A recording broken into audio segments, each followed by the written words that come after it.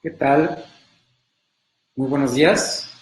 Bienvenidos de nuevo al programa de mitos y realidades sobre el metabolismo y la nutrición. Agradezco antes que nada a Jaime Villarreal por la invitación que me hace, esta oportunidad, este espacio de tener con ustedes y de poder aclarar las dudas que se generan con respecto al metabolismo, a la nutrición. Y la verdad es que me da mucha satisfacción poder platicarlo con ustedes, poder eh, dar todo este conocimiento que tengo, que he adquirido a lo largo de la carrera, a lo largo de la experiencia que he tenido en el tratamiento de la obesidad, del sobrepeso. Bien, pues la serie se trata de los mitos y las realidades sobre el metabolismo y la nutrición. La vez pasada, si pasamos a la siguiente imagen, de favor, vamos a recapitular un poco lo que vimos la vez pasada. Vimos que el metabolismo realmente no se hace más rápido o más lento tan fácilmente. Realmente no es algo que depende de nosotros. Lo único que puede hacer que las reacciones metabólicas sean más rápidas o más lentas es la temperatura, la concentración de los sustratos, pero nada más. Realmente hay un mito en esta idea de que a veces el metabolismo va más rápido, si hago ejercicio va más rápido, si estoy sedentario va más lento, o si me someto a una dieta va más lento, si subo de peso va más rápido. Realmente eso es un mito. Lo que vimos la sesión anterior es lo que viene en esta imagen. El metabolismo en realidad son todas las reacciones que suceden en nuestro organismo. Y el metabolismo enfocado en un órgano o en otro es lo que nosotros percibimos como un cambio en la velocidad del metabolismo. Vimos que hay dos tipos o dos metabolismos que pueden dominar o pueden eh, coexistir. El metabolismo visceral, que vemos en esta imagen del lado izquierdo, que es aquel metabolismo dominado por la insulina. Ahí está una imagen de la insulina, es un péptido, en el cual nosotros estamos en un ciclo de alimentación, estamos comiendo y todo nuestro intestino, nuestro hígado, nuestro páncreas, estómago, se adaptan a este alimento que nosotros estamos recibiendo y crece, aumenta las reacciones metabólicas en estos órganos. Y está también el tejido adiposo, ahí están unas células adiposas que también en momentos de abundancia, cuando nosotros estamos comiendo activamente mucho y muchas veces al día, también aumentan los adipocitos en cantidad y en tamaño.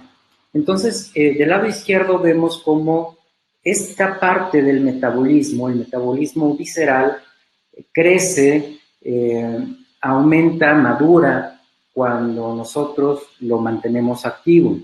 Sin embargo, cuando domina este lado, el otro lado que vemos en la imagen, el metabolismo del músculo cardíaco, el metabolismo cerebral, tienden a disminuir porque el enfoque del metabolismo está en almacenar y no está en utilizar. Podríamos resumirlo de esa manera. Lo que está del lado izquierdo es almacenar, un modo de almacenamiento. Del lado derecho, cuando dejamos de comer o comemos en menor cantidad, o si sabemos comer, nos vamos más a un metabolismo de utilizar, más que de almacenar. ¿Utilizar para qué? Para nuestras funciones cerebrales, para nuestra actividad muscular, para nuestro ritmo cardíaco. Entonces, este metabolismo del lado derecho se estimula cuando está el glucagón en exceso y todas las hormonas que son contrarias a la insulina. Bien, en este programa número 3 nosotros vamos a hablar sobre la insulina. Vamos a pasar a la siguiente imagen. Nos vamos a enfocar solamente en la parte de la insulina. ¿Sí? Lo vemos en el recuadro. Y la siguiente plática vamos a hablar de todas las hormonas contrarreguladoras de la insulina. Me parece que es una plática muy interesante porque justamente ahí es donde pienso yo que vamos a resolver varias dudas de las que veo que surgen muy seguido en el programa de Jaime Villarreal. Bien, vamos a pasar a la siguiente imagen.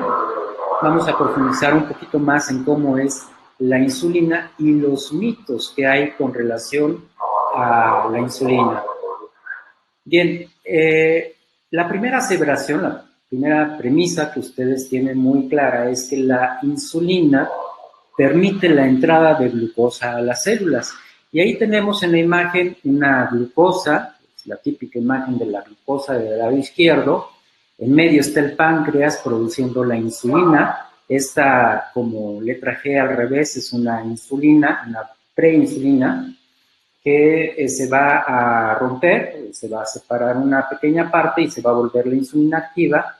Y bueno, del lado derecho está una célula, y entonces la idea preponderante es que gracias a que está la insulina, la glucosa puede entrar a la célula, y entonces esa sería la acción de la insulina. En realidad la acción de la insulina es bastante más compleja de eso, y para eso es esta plática. Vamos a ver si tenemos ya algún comentario. Bien, parece que no.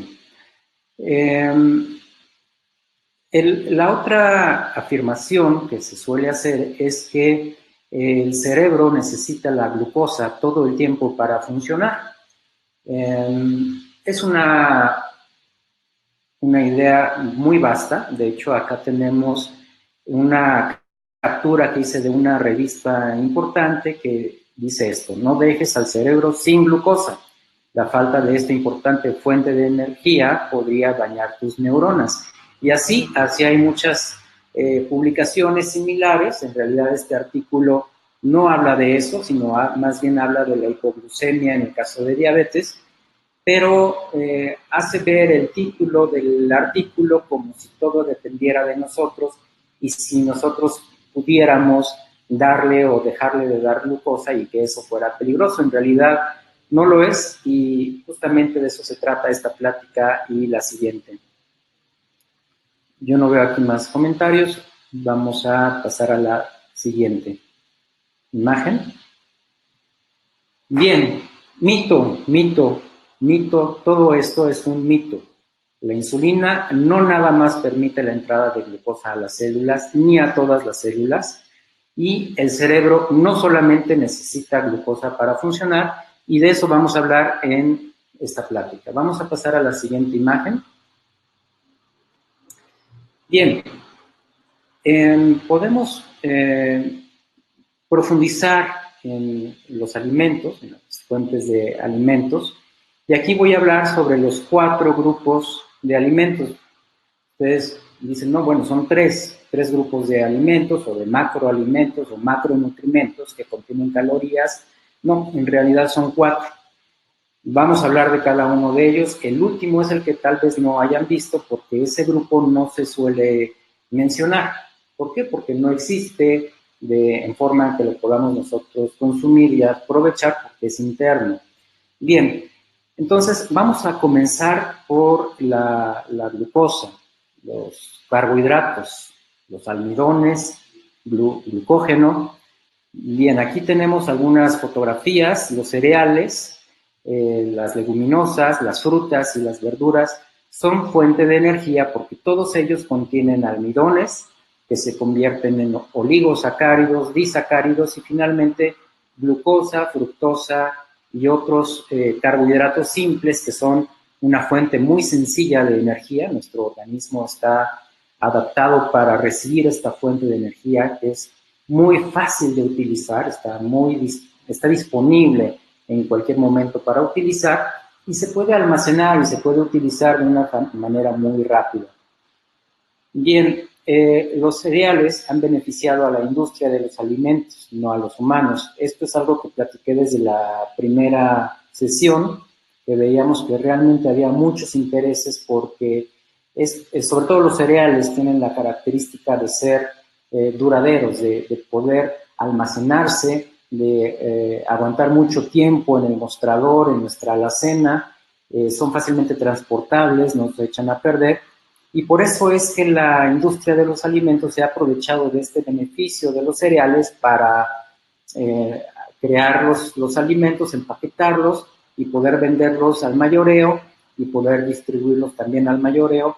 Y pues obviamente con todo esto viene una serie de anuncios, de promociones de estos productos, y finalmente los acaban anunciando como los mejores productos, los de más energía, que tienen más vitaminas, pero eso es porque le adicionan las vitaminas, y los demás productos prácticamente no se anuncian, todos los que son perecederos, todos los que aguantan nada más un día, el pescado, por ejemplo, no se anuncia tanto. A las grandes empresas no les interesa mucho empaquetar el pescado, y entonces no es tan importante para ellos y no le hacen tanta publicidad. Bien, es la glucosa. Vamos a pasar al segundo macronutrimento o segundo macronutriente, porque contiene calorías, por eso se lo consideran como macronutrientes, que son las grasas. Las grasas son básicamente los triglicéridos, los vemos ahí en un recuadrito como 3 líneas quebradas, y los ácidos grasos, que es nada más una de estas líneas, es un ácido graso.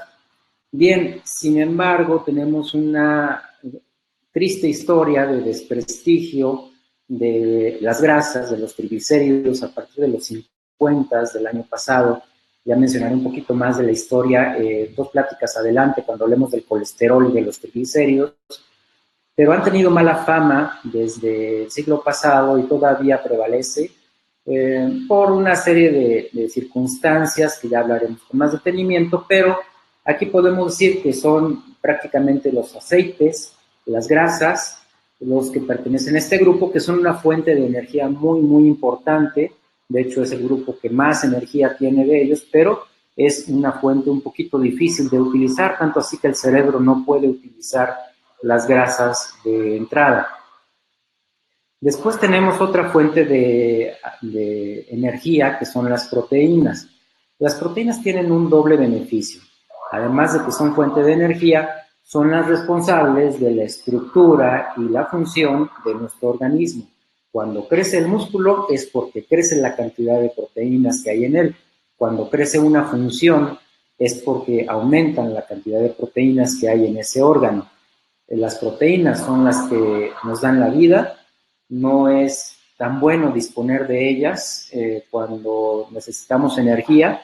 El organismo prefiere utilizar almidones, prefiere utilizar triglicéridos, prefiere utilizar cuerpos cetónicos en vez de gastar las proteínas.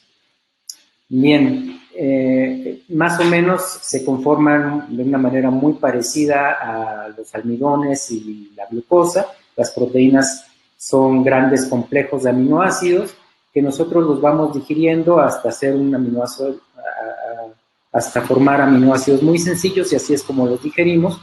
Pero ya una vez que ingresa el aminoácido a nuestro organismo, nosotros lo podemos utilizar para formar energía o lo podemos utilizar para formar la estructura y darle función a nuestro cuerpo. Y las fuentes de proteínas son todas las carnes, carne, pollo, huevo, pescado, que se alcanzan a ver ahí, y también hay proteínas en los lácteos.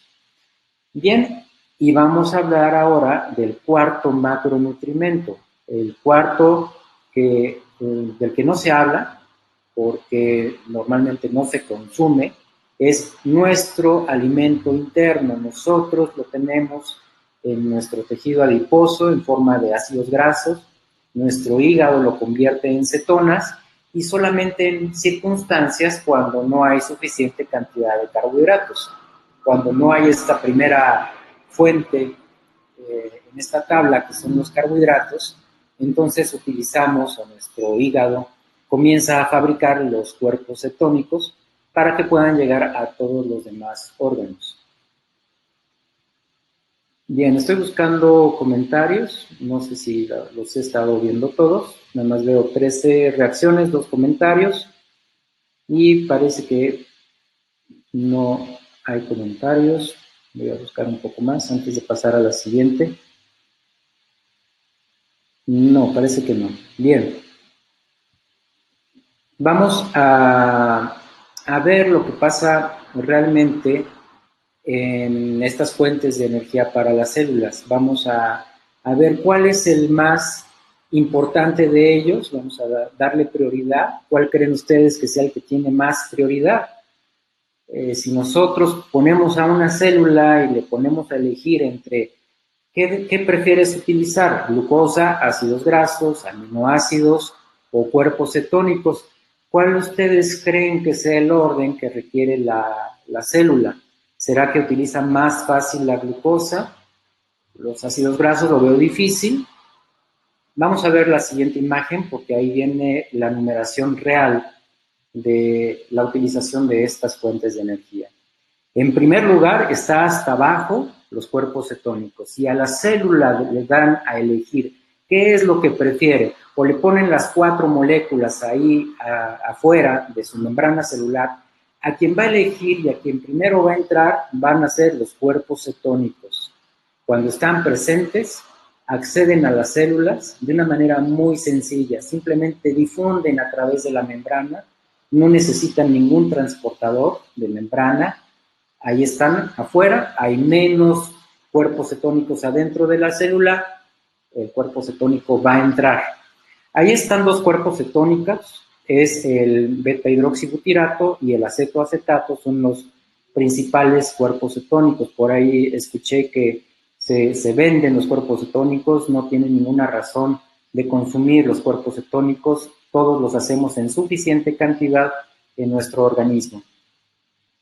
En segundo lugar, igual, si nosotros ponemos a elegir a una célula qué es lo que prefiere utilizar después de los cuerpos cetónicos, curiosamente, para la mayoría de los órganos, las grasas, los triglicéridos, los ácidos grasos, excepto el cerebro, pero esto es porque los ácidos grasos son tan grandes que no pueden atravesar la barrera hematoencefálica. Solo por esa razón es que las células nerviosas, las neuronas, no pueden utilizar los ácidos grasos por su gran tamaño, pero los cuerpos cetónicos entran y cuando el cerebro tiene que elegir entre los 3 que sí logran entrar a través de la barrera hematoencefálica, va a elegir a los cuerpos cetónicos.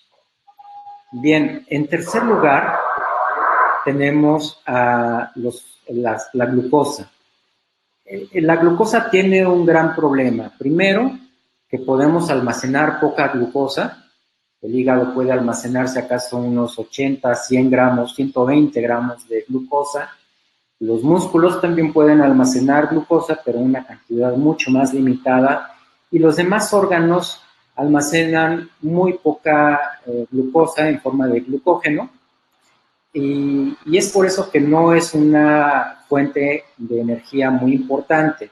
A veces está disponible en la alimentación y a veces no está disponible. Cuando nosotros ayunamos no está disponible. Cuando en la era paleolítica vivíamos en el invierno, no había carbohidratos, solamente había proteínas, no había plantas que pudieran sobrevivir al invierno, sobre todo fuera del trópico, y entonces no siempre estaban disponibles.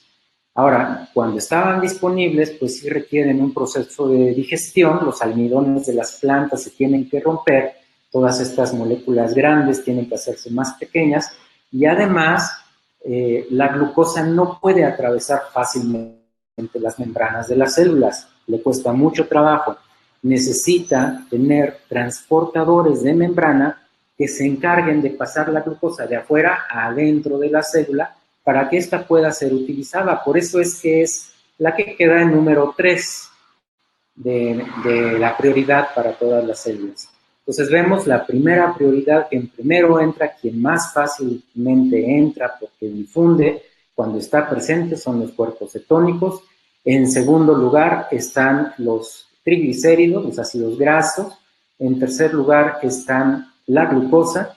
Y en el último lugar también están los aminoácidos. Los aminoácidos de la carne que nosotros consumimos no se utiliza tan fácilmente para producir energía, más bien cuando se digiere, se va a entrar a la célula también a través de transportadores específicos, pero las proteínas van a tender a derivarse a la vía de la producción de proteínas. Los aminoácidos van a generar nuestras proteínas. Si un aminoácido entra a un músculo, no va a ser generalmente para utilizarse, para generar energía, más bien va a utilizarse para formar fibras musculares, para darle fuerza a nuestro músculo, para crear enzimas musculares, en fin, le da estructura y le da función a nuestro músculo, y lo ideal es que los aminoácidos no se utilicen para formar energía. Bien, vamos a ver del lado derecho de la gráfica, de la tabla. Hay algunos órganos en donde no entran estos nutrimentos. En el caso de los carbohidratos, cuando ingresan a la célula adiposa, al adipocito, a la grasa no la utiliza para formar energía. Cuando entra glucosa a la grasa, solo entra con un objetivo, el objetivo de transformarse en triglicérido y almacenarse en esa forma. La grasa prácticamente carece de la facultad de utilizar la glucosa para generar energía. Obtiene su energía de otras fuentes, pero no de la glucosa. Glucosa que entra a la célula grasa es glucosa que se va a transformar en triglicérido y se va a almacenar. En segundo lugar, los ácidos grasos, como ya lo habíamos mencionado, no atraviesan la barrera hematoencefálica y no los utiliza el cerebro.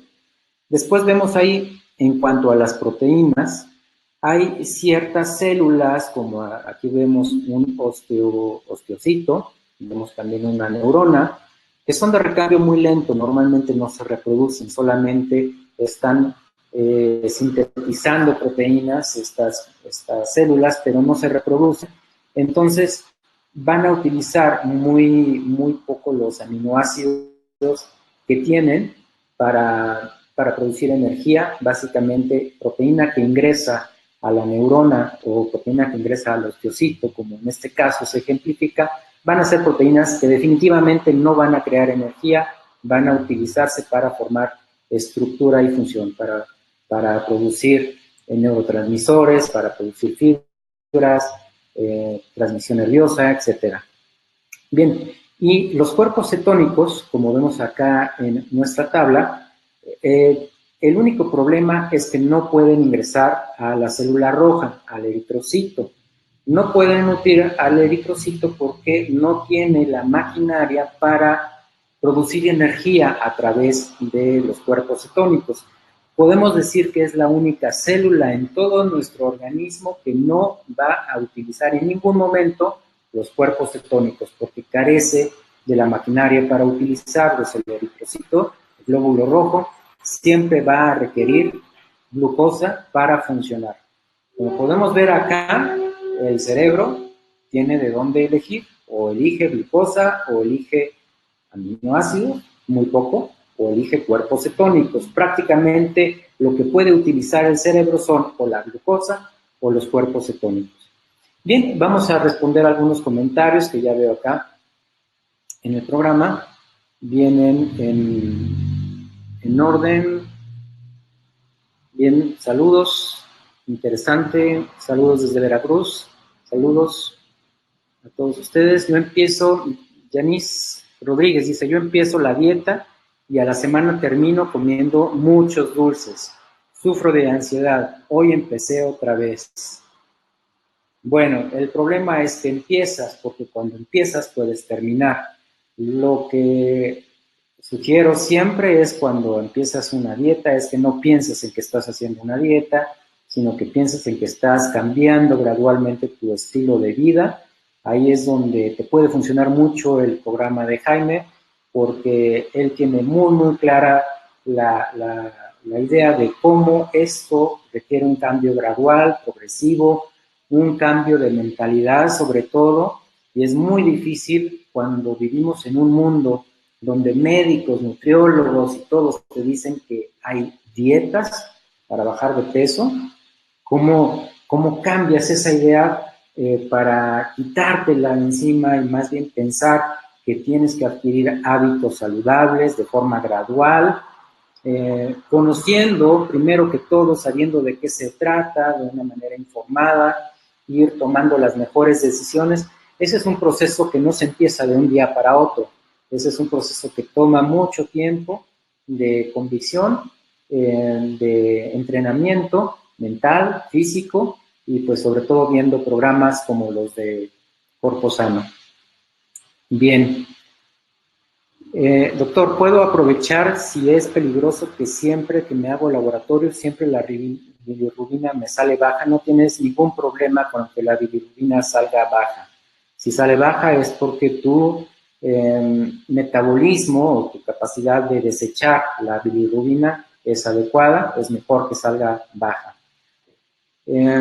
Dice, doctor, ¿en qué nivel es sano tener la glucosa? Me hicieron prueba en ayunas y salí con 55 y en otra ocasión en 85. La glucosa suele variar en niveles entre 70 y 90. Son, digamos, los valores más sanos que te puedo decir es entre 70 y 90. Si sale la glucosa en 55, ya está en un rango bajo. Hay que ver por qué sale bajo, pero realmente no es un rango peligroso. Puede ser que en este rango de glucosa ya te sientas un poco mal. Habitualmente la glucosa baja tanto después de una comida abundante. Después de haber comido y de haber tenido la glucosa muy alta, después de 3, 4 horas la glucosa puede estar así de baja. Si sale así de baja en ayunas, también puede ser que hayas comido mucho en la noche o que tengas pocas reservas de glucógeno y que no puedas producir suficiente glucosa. Te sugiero revisar si cuando tienes glucosa de 55 tienes algún síntoma, y si es así, coméntamelo. Podemos vernos a través de una consulta a distancia y platicamos con respecto a los síntomas que se pueden sentir cuando la glucosa está muy baja. Luz también pregunta, ¿y cuánto tiempo nuestro organismo vuelve a entrar en cetosis? Este fin de semana fue de excesos. Si tienes ya un buen tiempo en cetosis, te voy a decir que con que comas algo fuera de la cetosis o que crees que te va a sacar de la cetosis, en realidad no es tan fácil. Puedes comer una fruta, puedes comer algo que aparentemente te va a sacar de la cetosis, pero si ya tienes toda una maquinaria trabajando en función de la cetosis, ya llevas semanas con cetosis, en realidad lo único que va a pasar cuando consumas algo fuera del programa o que no está descrito para la cetosis es que va a bajar un poquito el nivel de cetonas en sangre, pero como ya tienes toda la maquinaria funcionando para hacer cetonas, en el siguiente momento que retomas la dieta cetogénica, vuelves a tener una buena cantidad de cetonas. Bien, otra pregunta. Cuando mi cuerpo rechaza el dulce, ¿quiere decir que ya mi cuerpo está en cetosis? Sí, fíjate que retomando nuevamente la idea del metabolismo somático y el metabolismo visceral del que hablamos en la sesión anterior, cuando tú dejas de utilizar el intestino, el estómago, el hígado, en cuanto a lo que es la absorción de nutrientes, haciendo como ayuno intermitente, haciendo una dieta cetogénica, tú puedes hacer que estos órganos dejen de producir suficientes proteínas y el enfoque del metabolismo, de nuestro metabolismo, sea en otros órganos. Y entonces cuando llega el alimento al estómago, ya es un estómago que no está tan preparado para digerir. Cuando llega al intestino, ya es un intestino que no está tan preparado para absorber los nutrimentos. Fíjense cómo esto es al contrario de lo que se piensa. El mito es que cuando uno está a dieta y de repente come algo fuera de la dieta, la persona que está a dieta, pues el organismo va a absorber, va a asimilar todo lo que puede de eso que ingresa, y ese es un mito, eso es totalmente falso. Nuestro organismo, cuando no lo utilizamos, el órgano que sea, va a disminuir su función. Y si nosotros le damos de manera intermitente comida a nuestro intestino o a nuestro estómago, van a disminuir su capacidad para digerir, su capacidad para absorber, y entonces la gente que realmente ha logrado entrar en un ayuno intermitente o entrar en una cetogénesis o ha logrado bajar masa grasa, se da cuenta cómo ya definitivamente no puede comer lo mismo que antes, y esa es una muestra clara de cómo en nuestro estómago ha perdido esa capacidad para retener alimento y cómo nuestro intestino también ha perdido esta capacidad para absorberlo, porque ya simplemente nos sentimos demasiado llenos y nos hace daño cuando comemos algo que antes, cuando teníamos más sobrepeso, era fácil comer, ¿no? Antes una persona con sobrepeso se puede comer una pizza completa de las grandes, dos hamburguesas,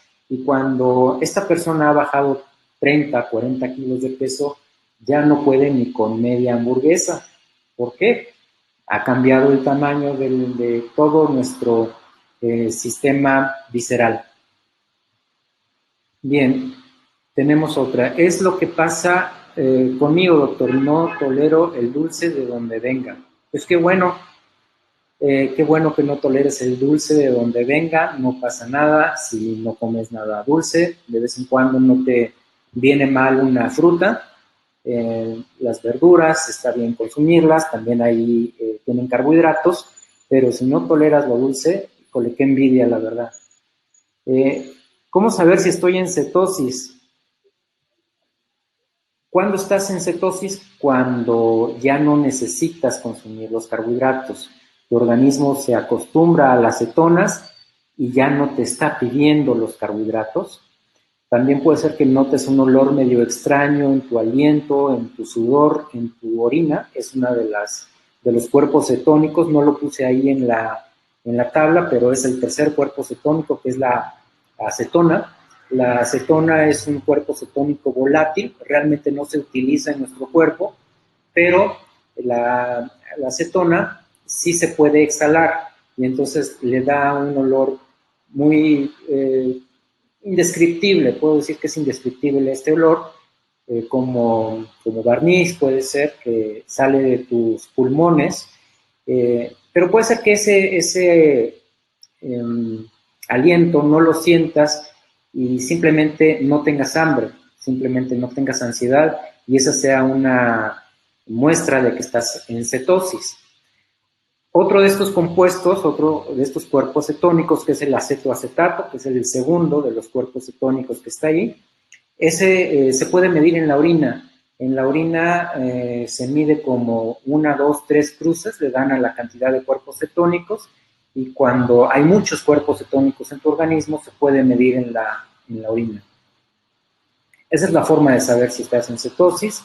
Entonces, porque ya no tienes los síntomas del hambre, la ansiedad, a veces pasan muchos días para que eso suceda. Segundo, porque tienes un aliento a cetonas. Y tercera, porque se pueden medir en cualquier examen general de orina la presencia de cuerpos cetónicos. ¿Qué medidas o precauciones debe tomar un diabético si quiere llevar una dieta cetogénica?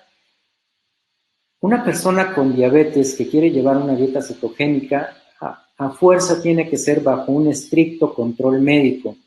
¿Por qué? El problema no es la diabetes, el problema es el tratamiento para la diabetes. Normalmente el tratamiento que se da para la diabetes está enfocado en bajar el nivel de glucosa. Y la dieta cetogénica también baja el nivel de la glucosa. Por lo tanto, puede ser un exceso de tratamiento al hacer una dieta cetogénica y además llevar el tratamiento para la diabetes. Lo que sí te puedo decir, y esto te lo digo con base en mi experiencia como médico endocrinólogo que trata pacientes con diabetes, el 70% de mis pacientes tienen diabetes, prácticamente no les doy medicamentos, les doy una dieta cetogénica, y con esta dieta cetogénica la mayoría logra prescindir de los medicamentos, no los requiere, se puede controlar perfectamente de la diabetes llevando una dieta cetogénica. Bien, esto prácticamente no lo saben muchos médicos, realmente la vía fácil, lo que enseñan en las escuelas de medicina, de nutrición, es que el medicamento es lo primero que se debe dar para controlar la diabetes, y en realidad no. En realidad debe ser la calidad de la alimentación, el ejercicio, la pérdida de grasa, lo que más ayuda a controlar la diabetes y además es más barato porque no se están comprando los medicamentos. Además es más seguro porque no se están dando medicamentos que pueden tener efectos adversos, secundarios. La mejor forma de controlar la diabetes es de la forma más natural. Si uno conoce el origen de la diabetes, como especialista va a saber cuál es la mejor alimentación para curar o para disminuir los niveles de glucosa. Y sí, sí puedo decir curar la diabetes, no definitivamente, pero sí, por lo menos mientras se está haciendo un plan de alimentación cetogénico, los niveles de glucosa van a estar dentro de lo normal y prácticamente parece que la diabetes se ha curado. Bien, hasta ahí de preguntas. Entonces vamos a continuar, vamos a enfocarnos a los mitos que vimos inicialmente y vamos a tratar de ver si son ciertos las afirmaciones que hicimos al principio o son falsos y por qué son falsos. Vamos a pasar a la siguiente imagen. Vamos a enfocarnos en los carbohidratos, la insulina. El carbohidrato, la insulina, permite la entrada de glucosa a las células. Esa es nuestra afirmación, es nuestra premisa que todos sabemos, que a todos nos han enseñado, que se repite día con día en una presentación tras otra, en todos los medios. Pero vamos a salirnos de la caja, vamos a preguntarnos si realmente eso que sabemos es cierto. Estas son las preguntas. A ver, ¿la insulina en realidad permite el ingreso de glucosa a la célula? ¿Realmente tenemos evidencia de eso? Y si sí, ¿permite el ingreso de glucosa a todas las células de nuestro organismo? Y si es así, ¿es la única forma en la que la glucosa puede ingresar a las células o hay más formas? Déjenme decirles que todo esto ya está claramente descrito, ya están contestadas estas preguntas. Bien, en segundo lugar, creí que la glucosa era importante. ¿Cómo es que tiene prioridad 3? ¿Sí? En nuestra imagen anterior vimos que la primera prioridad son las cetonas, la segunda son los ácidos grasos, hasta el tercer lugar está la glucosa y en cuarto lugar, para la obtención de energía, están los aminoácidos. ¿Y por qué hay prioridad en el uso de cuerpos cetónicos y ácidos grasos? ¿Por qué estos son la primera prioridad? ¿No? Porque ya algo hablamos de ellos, están presentes en nuestro organismo, entran a nuestras células por difusión simple y sobre todo algo muy importante que les quiero recalcar, los cuerpos cetónicos son una fuente segura de energía. Los carbohidratos no siempre los comemos. Como les decía, hay una variación estacional, preferencias. Las proteínas tampoco siempre las consumimos. A veces decidimos no comer nada de origen animal, nos volvemos veganos y entonces vamos a consumir muy pocas proteínas, ¿no? En las leguminosas consumimos muy pocas proteínas y de no muy buena calidad, entonces tampoco van a estar presentes todo el tiempo, pero de algo sí estamos seguros, que cuando nuestro organismo empieza a producir cetonas, nuestro hígado empieza a echar a andar la maquinaria de producción de cetonas, es entonces cuando esta fuente de energía se vuelve importante porque va a ser una fuente continua de energía. Nosotros vamos a producir cetonas a requerimiento. Si se requiere más, si estamos haciendo ejercicios, si estamos aumentando masa muscular, etcétera, va a haber más cetonas. Si estamos utilizando mucho nuestro cerebro, estamos estudiando, estamos leyendo, estamos enfocados en aprender, etcétera, pues se van a producir muchas cetonas que van a ingresar a nuestro cerebro. Y si nosotros no utilizamos nuestro músculo, pues no se van a producir suficientes cetonas. Nuestro organismo sabe cuántas cetonas son las que hay que producir. Bien, vamos a responder todas las demás preguntas que estoy haciendo acá y que nos van a permitir saber si esta afirmación es correcta o es falsa. Vamos a pasar a la siguiente diapositiva que nos va a sacar de la mayor parte de las dudas. Siguiente imagen. Bien, vamos a hablar de los transportadores de glucosa, los GLUT. GLUT en inglés de glucosa y transportador. Los GLUT son canales que permiten la entrada de glucosa a las células.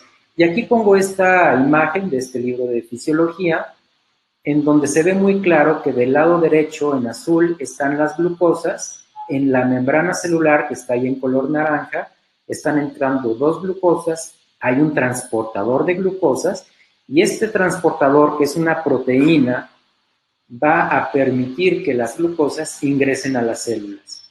Bueno, de estos transportadores GLUT hay descritos al menos 14 que están ahí enlistados toditos. El GLUT1, que está presente en varios órganos, la barrera hematoencefálica, las neuronas, neuroglia, en fin, glóbulos rojos, en prácticamente todas las células o la mayor parte de las células está presente el GLUT1. El GLUT2 está presente en hígado, en páncreas, en el intestino delgado. El GLUT3 en las neuronas en la placenta. Y ahora puse de color rojo el GLUT4 por lo siguiente.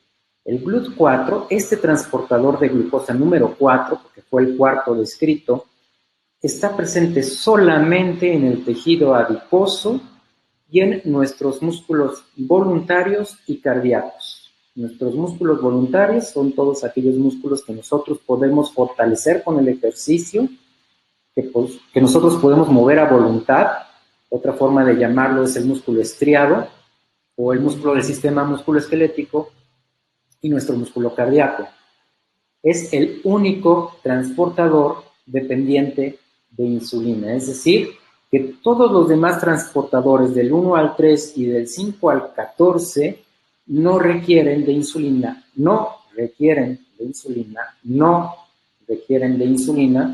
para transportar la glucosa al interior de las células. Solamente es el GLUT4 y solamente en la grasa, en el músculo y en el corazón, en donde este transportador va a requerir de la presencia de insulina para que ingrese la glucosa. Todas las demás células, el GLUT5 que transporta la fructosa, el GLUT6, glóbulos blancos, el vaso, 7, intestino delgado, grueso, hipocampo, blastocisto, hígado, riñón, todos los demás órganos, GLUT10, músculo estriado, riñón, varios órganos, incluyendo genitales, hipocampo, hipotálamo, cerebelo, tallo cerebral, testículos, todos estos órganos que tienen estos transportadores de glucosa no requieren de insulina para que la glucosa entre. Y ahí está también en color rojo, puse barrera hematoencefálica, neuronas, neuroglia, neuronas, hipocampo, hipotálamo, cerebelo, tallo cerebral. Todo eso que está en rojo es porque estos transportadores de glucosa están presentes en el sistema nervioso central y no dependen de insulina para que la glucosa entre en estas células. Es decir, que si hay glucosa en la sangre, por lo tanto, hay glucosa en las neuronas. Si hay un nivel de 55 de glucosa o de 85, como en la pregunta que me hicieron hace un momento, ese mismo nivel de glucosa que hay en sangre lo podemos encontrar en todo lo que es el líquido cerebroespinal o cefalorraquídeo, rodeando a las neuronas y, por lo tanto, ingresando también a las neuronas. Así de simple. Tenemos muchos transportadores, probablemente ustedes no lo habían escuchado, solo uno de los 14 que está ubicado en estos órganos es el que depende de insulina para ejercer su función de ingresar la glucosa a la célula. ¿Y por qué específicamente en estos tejidos? Habitualmente estos tejidos, y quisiera platicarlo un poquito más en la siguiente sesión, el tejido adiposo y los músculos en su estado basal normalmente lo que utilizan para formar energía son los ácidos grasos que están en la sangre. Es decir, un músculo en ayuno, cuando ustedes están levantando, que llevan 12 horas de ayuno, ese músculo no depende de glucosa para funcionar, depende de los ácidos grasos que está soltando el tejido adiposo. En el momento que ustedes desayunan, en ese momento hay un switch, hay un cambio, gracias a que hay glucosa y hay insulina, que es el mensaje de que llegó la glucosa, el músculo cambia y ahora va a preferir la glucosa, pero solo cuando desayunaron. Mientras están en ayuno, lo que utiliza son los ácidos grasos para producir energía. Bien, vemos si hay más preguntas, no las hay. Lo mismo pasa con el tejido adiposo. Cuando estamos en ayuno, el tejido adiposo está soltando sus ácidos grasos a la circulación para que se alimenten todos los órganos, menos el cerebro, de estos ácidos grasos. Pero en cuanto ustedes comen algo, el adipocito, la célula grasa, va a cambiar de que todo el ácido graso sale, ahora todo el ácido graso entra, o la glucosa entra y se convierte en ácido graso cuando estamos comiendo. Obviamente, si dejamos de comer ahí, no va a ingresar glucosa al adipocito y entonces todo el tiempo va a estar en modo de soltar la glucosa, los ácidos grasos a la circulación. También cuando llevamos una dieta cetogénica, no va a haber glucosa que entre al adipocito, no va a haber un mensaje de que ha llegado la glucosa y por lo tanto el adipocito, la célula grasa, va a seguir soltando sus ácidos grasos a la circulación.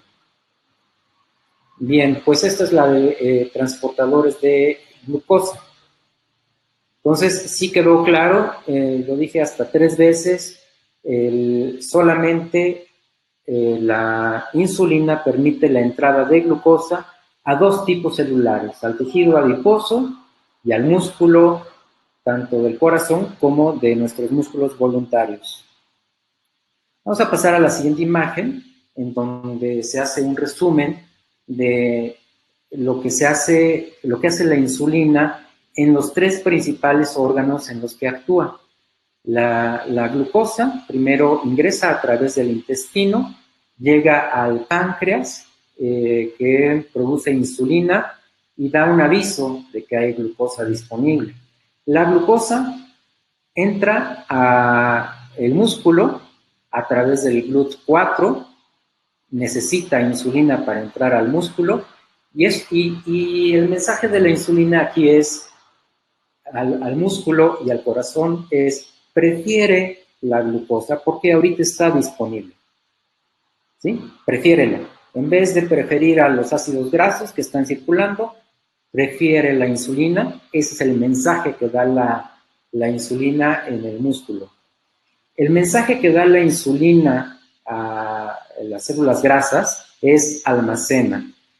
Cuando llega la glucosa al tejido adiposo y llega gracias a la insulina y puede ingresar a través del GLUT4, el mensaje para el adipocito es: almacéname, almacena la glucosa. Para ello, antes tiene que transformarla en triglicéridos y los almacena en su gran gota de grasa central. Ahí van a ver la célula grasa, tiene en el centro, es de color amarillo, porque son triglicéridos que están almacenados en una gran porción de la célula grasa, y el núcleo de esta célula pues está hecho hacia un lado, está en la periferia, porque la gota central de grasa está ocupando la mayoría de la célula. Bien, quedamos que en otros órganos, como en el intestino, el páncreas y el hígado no está presente el GLUT4, es decir, que la glucosa puede ingresar a estos órganos y no necesita de la insulina. En el intestino, la glucosa se absorbe a través de un transportador de membrana, que es el GLUT2, y no requiere de insulina para absorberse. El páncreas no requiere de insulina para producir insulina y el hígado no requiere de insulina para llevar a cabo las reacciones metabólicas que lleva a cabo la glucosa. En realidad, lo que hace la insulina en el hígado no es permitir la entrada de glucosa a la célula, es modificar una serie de funciones dentro de la célula. La insulina no nada más tiene acción en la membrana. La insulina, en el caso del hígado y de muchos órganos, tiene su función en el interior de las células y en el hígado en particular va a regular la producción de energía. Bien, aquí tengo algunas otras preguntas. ¿Qué medidas o precauciones debe tomar un diabético? Bueno, esto ya lo vimos. Bien, Luz pregunta, ¿el organismo tiene alguna reacción negativa al estar en cetosis? Hay días que me duele mi riñón izquierdo. No hay ninguna reacción negativa al estar en cetosis. El estado de cetosis es un estado perfectamente establecido en el ser humano. Lo que cuesta trabajo es deshacerse de los carbohidratos y eso es lo que a veces da los síntomas de hambre, de ansiedad, de irritabilidad. No lo da las cetonas, lo da la falta de carbohidratos. Pero la cetosis como tal, en una cetosis controlada, como en el caso de un ayuno intermitente, o una dieta baja o muy baja en carbohidratos, realmente no hay ninguna reacción negativa que deba o pueda tener tu organismo por llevar este tipo de alimentación. Bien, vamos a pasar a la última tabla, en donde yo creo que ya resumo y voy a tratarla de dar un poquito más rápido.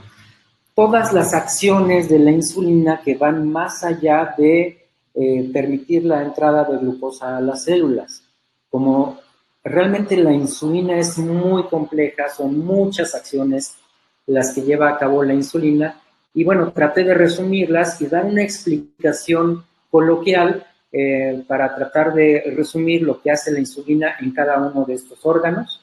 Bien, en el músculo y en el corazón, ¿qué es lo que va a hacer? Estas dos acciones: disminuye la beta-oxidación y aumenta la glucólisis, y aumenta la glucogénesis y disminuye la glucogenólisis. Vamos a ver una explicación más o menos de qué se trata. A ver, la instrucción o el mensaje que da la insulina en estos órganos es, primero, al músculo, deja de utilizar grasa o cetonas para producir energía. Ya sé que las prefieres, pero mejor usa glucosa. Mira que hay mucha glucosa en la sangre, utilízala. Ese es el mensaje de la insulina. Ahora, si hay más glucosa de la que puedes utilizar, pues almacénala, no sea que luego falte. La va a almacenar el músculo en forma de glucógeno. Si estabas pensando sacar tus reservas, no lo hagas. Es decir, va a detener la utilización de glucógeno y más bien va a facilitar la creación de reservas del hígado, es el glucógeno. ¿Cuál es el mensaje de la insulina en el adipocito? El mensaje es: hay glucosa, almacénala. Tienes que transformarla primero en triglicéridos para poder almacenarlas.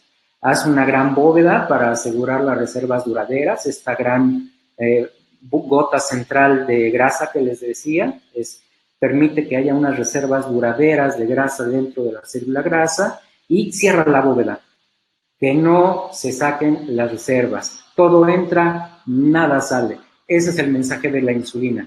Y si el mensaje de la insulina está presente de manera continua, persistente, entonces nada va a salir del adipocito, todo se va a quedar ahí atrapado.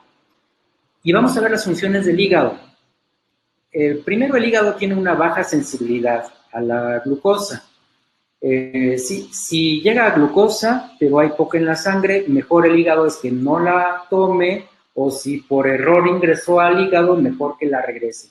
el hígado no necesita tal cantidad de glucosa, tiene otras fuentes para alimentarse. Pero si ya ve el hígado más glucosa, ahora sí, el mensaje de la insulina es que la puede almacenar en forma de glucógeno. Si hay todavía más ingesta de carbohidratos, digamos que fue una comida con la familia y entonces hubo pasta, hubo más alimento en forma de glucosa, bueno, pues entonces el mensaje de la insulina es aumentar la lipogénesis, la transformación de glucosa a lípidos, a grasas.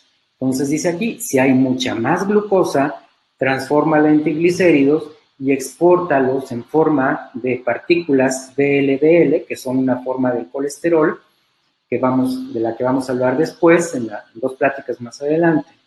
Pero si todavía hay más glucosa, digamos que fue un cumpleaños y entonces después hubo un pastel, bueno, si ya el hígado hizo demasiados triglicéridos, ahora hay que encontrar qué hacer con esta glucosa en exceso. Y una forma de liberar el exceso de glucosa del hígado es transformarla en colesterol de partículas LDL, que son el colesterol malo, que se le llama el colesterol malo, cuando tiene exceso de glucosa. Y bueno, si después de eso no hubo, además de una rebanada de pastel, más bien fueron 2 o fueron 3 rebanadas de pastel y el pie, etcétera, y fue un verdadero exceso de glucosa, y ya el hígado no tiene idea de qué hacer con ella, bueno, pues el mensaje de la insulina ahora es, sigue almacenando la glucosa en forma de triglicéridos, aunque el hígado no está capacitado para almacenar la glucosa, dentro de la misma célula del hígado se empieza a almacenar en forma de triglicéridos, y eso aunque peligre la vida de la célula hepática, de la célula del hígado, sí tiene que pedir refuerzos, las citocinas, macrófagos, lipoblastos, de todo esto echa la mano el hígado porque tiene tal cantidad de triglicéridos que no puede con ellos, y esto es lo que ocasiona el llamado hígado graso, un exceso de carbohidratos, de verdadero exceso y por mucho tiempo, carbohidratos que el hígado ya no sabe qué hacer con ellos, ya los sacó en forma de VLDL, ya los sacó en forma de LDL y sigue teniendo todavía más carbohidratos, entonces empieza la fisiopatogénesis del hígado graso. Bien, espero que haya quedado claro, digo, me metí mucho a la molécula acá y me gustaría tener después más pláticas para detallar en esto, pero me parece que hasta aquí ya se han visto pues, la verdad, porque son mitos, las primeras afirmaciones que hicimos. Vamos a repasarlas rapidísimo. Pasamos a la siguiente. A la siguiente imagen. La insulina permite la entrada de glucosa a las células. La realidad es que la insulina tiene muchos efectos y solo uno de ellos es facilitar la entrada de glucosa, pero solo a las células del tejido adiposo y al músculo voluntario y al músculo cardíaco. Todas las demás células en nuestro organismo pueden ingresar la glucosa sin necesidad de insulina. Y la insulina tiene muchos más efectos, mucho más allá de solamente permitir la entrada de glucosa a la célula. Y vamos a la siguiente imagen para ver el segundo mito. Mi cerebro necesita glucosa para funcionar. Es falso, totalmente. La realidad es que el cerebro siempre va a preferir utilizar las cetonas. Cuando tenga las dos moléculas en igualdad de circunstancias, se va a ir por las cetonas. Solo que habitualmente estas no están disponibles, solamente cuando estamos llevando una dieta cetogénica o estamos en ayuno.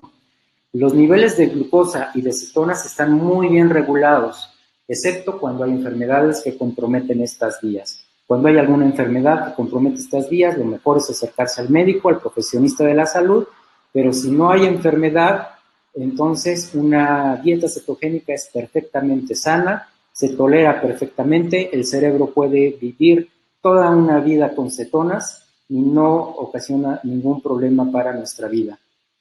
Bien, no sé si tenga un poco más de tiempo o ya tenga que terminar. No sé qué me dicen ahí de cuerpo sano, si puedo nada más contestar estas preguntas. Una persona resistente a la insulina, ¿qué se recomienda hacer? Con el glucómetro en ayunas sale 110 a 120. ¿Recomendaron medicamento? No, lo ideal es una dieta baja o muy baja en carbohidratos antes de dar cualquier medicamento. Pero bueno, cada médico tiene su forma de tratar la diabetes o la resistencia a la insulina, pero coméntenlo con su médico como una opción el manejo solo con dieta. Excelente explicación. Los carbohidratos es el culpable. Sí. Maribel, nuevamente, los carbohidratos son los grandes culpables de los males metabólicos. Tienes toda la razón, Maribel. Totalmente de acuerdo contigo, pero pues ya lo platicaremos en nuestra siguiente sesión. Bien, pues esta fue la plática de hoy. Nuevamente agradezco la invitación y los espero en la siguiente plática. Bien, terminamos. Gracias.